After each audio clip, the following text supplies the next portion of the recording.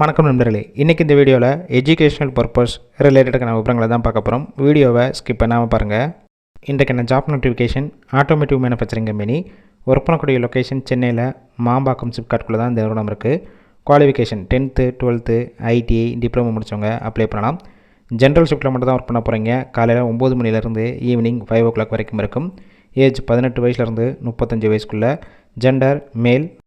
Nature of work position பார்த்தீங்கன்னா first one plasma machine operator 25,008 ரூபா salary. Second one bending operator 25,408 ரூபா salary.